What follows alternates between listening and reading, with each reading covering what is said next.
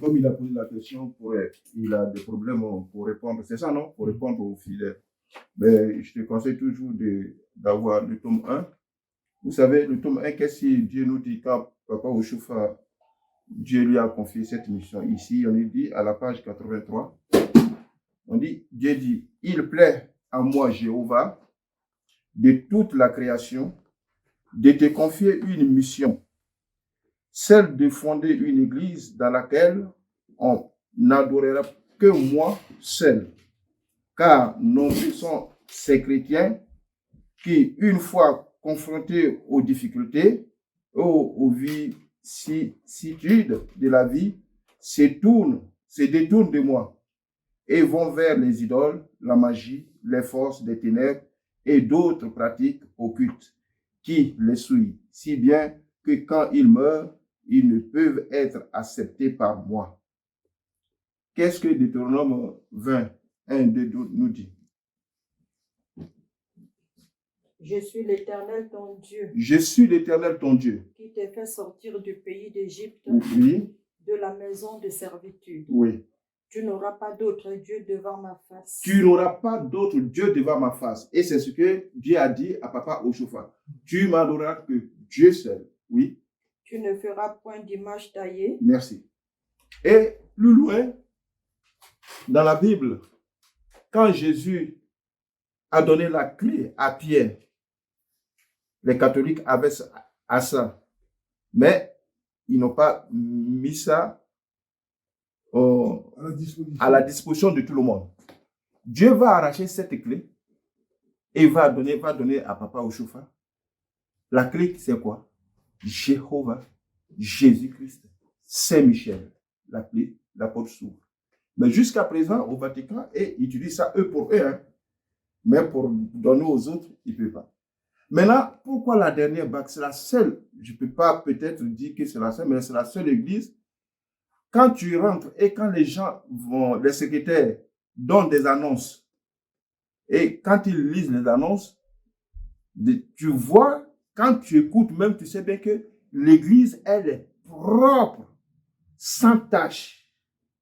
C'est là qu'on trouve une église bien sanctifiée, où ceux qui adorent doivent être dans la sanctification. Et dans la parole, on dit, sans la sanctification, personne ne peut voir la face de Dieu. Et la dernière, comme il a dit, c'est une dernière chance que Dieu nous donne pour être dans la sanctification. Et tel point que Papa Ochofa, le fondateur, a expliqué que c'est une église, quand on te gifle, c'est toi qui as reçu le gifle là. Tu es le premier à demander pardon. Qui on peut gifler dans ce monde-là et puis aller demander pardon? Gifle-moi, je te demande. Ah. Donc, tout ça, c'est pour être dans la sanctification, pour aller vers Dieu. Dans l'église, c'est-à-dire comme dans les autres, comme il a dit, quand nous rencontrons des difficultés, quand on prie que Dieu ne nous exauce pas, tout de suite, qu'est-ce qu'on fait? On va vers le marabout.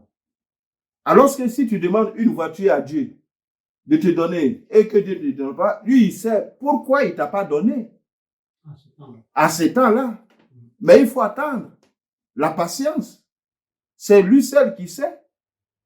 Donc, la dernière bague, c'est une chance, comme il a dit, pour nous, pour avoir le royaume des cieux. Ce n'est pas pour être riche, ce n'est pas pour aller avoir de l'argent, ni pour avoir femme, mais la dernière chose que nous cherchons, c'est la couronne de gloire. Donc, voilà la dernière bague. Et à tel point que l'apparition de Jésus-Christ avec Papa Ochofa, il dit, votre adoration plaît à mon Père. Donc, voilà une dernière bague où un chrétien céleste qui se dit chrétien céleste, le chrétien céleste doit vivre dans la sanctification. Et la sanctification, c'est-à-dire, c'est un thème qui est très large. Ce n'est pas simplement la sanctification, si tu ne vas pas avec ta femme que tu es dans la sanctification, non. Sanctification de cœur, tout cela. Donc, si un chrétien céleste se dit, si nous prenons un peu l'exemple, on dit, c'est Job 9, verset 9 qu'on a lu tout à l'heure, 8. Alors, nous devons demander pour savoir ceux qui étaient là, leurs enfants, ce qu'ils ont suivi. Pourquoi autant de papa au chauffeur, c'est-à-dire autant de patriarches et matriarches, il y avait des miracles? Pourquoi? On nous a raconté que moi, je n'ai pas eu papa au chauffeur. On dit, quand on était parti au Bénin, la femme nous a dit, on envoie un mort. Des fois, lui-même, il ne touche pas. Hein. Il dit à un, hey, donne-lui un coup de pied. L'enfant donne un coup de pied. Le bonhomme se réveille. Wow. Alléluia. Ce n'est pas la gloire de Dieu. Ça. Et comme il a dit, on sait où l'église est née. Dans un pays où la sorcellerie, des fétiches bat son plein. Mais Dieu a utilisé là pour montrer sa gloire. Comme la Pentecôte, quand les gens disent que Pentecôte, c'est le jour de la descente de l'Esprit Saint, non. C'est une fête de moisson où Dieu va utiliser pour faire éclater sa gloire. Donc l'église céleste, c'est pour que Dieu fait éclater sa gloire. Il a bien dit, il était de hauteur. Mais il y a des gens qui étaient malades, ils étaient chez la catholique pendant peut-être 12 ans. Il n'a pas pu marcher, mais quand il est venu chez lui, il n'est pas... Non, à la paroisse, c'était pas chez moi. Voilà, à la paroisse. Mais lui, il a prié, mais la personne a eu sa guérison. Mais c'est parce que Dieu veut éclater sa gloire à travers lui. Oui, c'est voilà. C'est comme les disciples de Jésus. Il y a un malade qui était là, ils ont prié qu'ils n'ont pas pu. Ou bien, je prends un exemple, celui qui est né sous muet, de naissance.